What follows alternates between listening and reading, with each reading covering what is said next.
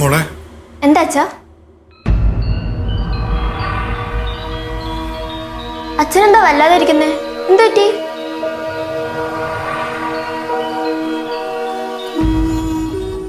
അച്ഛനത് ദുഷ്ടനല്ലേ മോളെ? കണ്ണീച്ചോറിയില്ലാത്ത ദുഷ്ടൻ. അച്ഛൻ ദുഷ്ടനാന്ന് ആരാ പറഞ്ഞേ? എനിക്കറിയാം. അതുകൊണ്ടല്ലേ മോള് പോലും അമ്മയുടെ ഭാഗത്ത് നിൽക്കുന്നേ. അതച്ഛാ. മോളൊന്നും പറയണ്ട. അച്ഛന് തെറ്റെല്ലാം മനസ്സിലായി.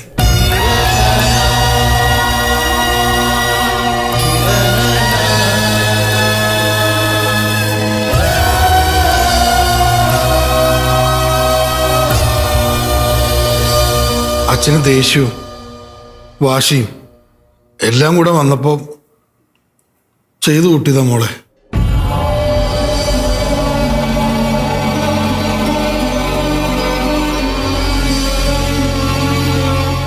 മോൾ അച്ഛനോട് ക്ഷമിക്ക്. മോൾ അമ്മയോടും പറയണം അച്ഛനോട് ക്ഷമിക്കാൻ. അച്ഛൻ സീരിയസ് ആയിട്ടാണോ പറയുന്നേ? അതെ മോളെ.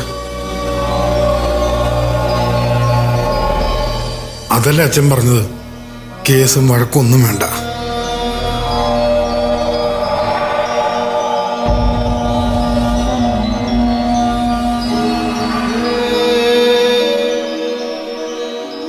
ഭാര്യയും മക്കളെയൊക്കെ വിഷമിപ്പിച്ചിട്ട് കേസും കാര്യങ്ങളൊക്കെ ആയിട്ട് എന്ത് നേടാനാണ്? മോളത് അമ്മയോട് പറഞ്ഞേക്ക്. അച്ഛാ, ഇത് ഞാനല്ല പറയേണ്ടത്, അച്ഛനാണ്. എന്നെ കാണുന്ന തന്നെ അവൾക്ക് ദേഷ്യമല്ലേ മോളെ? പിന്നെ ഞാൻ എങ്ങനെ പറയാനാണ്?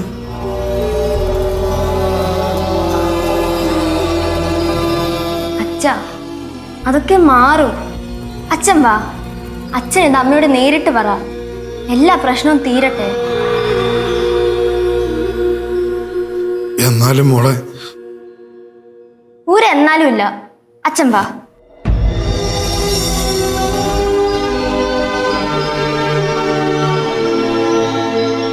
വാ.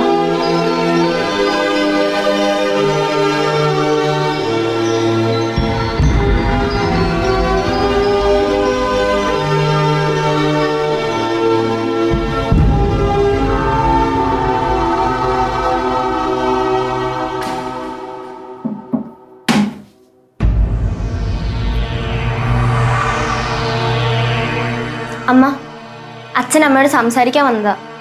എനിക്കൊന്നും സംസാരിക്കാനില്ല. അമ്മ സംസാരിക്കണം. അമ്മ എനിക്ക് വാക്ക് തന്നതാ, നിങ്ങൾ രണ്ടുപേരും ഒന്നിച്ചുണ്ടാവുന്നു.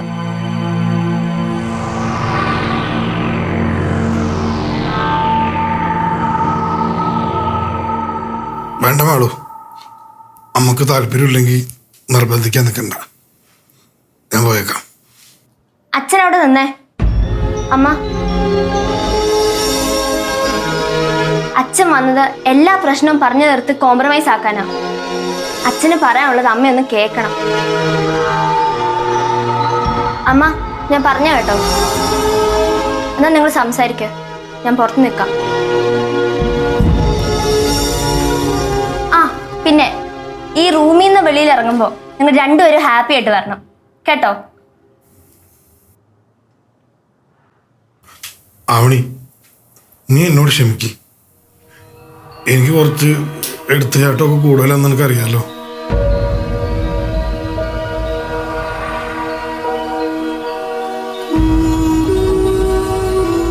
എല്ലാം ഒരു വാശിപ്പുറത്ത് സംഭവിച്ചതാണ്.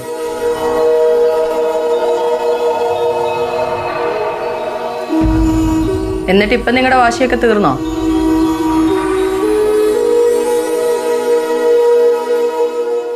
മാറി. എന്റെ തെറ്റൊക്കെ എനിക്ക് മനസ്സിലായി. ഒറ്റപ്പെട്ടപ്പോ എനിക്ക് മനസ്സിലായി എല്ലാം എന്റെ തെറ്റാവണി. I'm sorry Avani.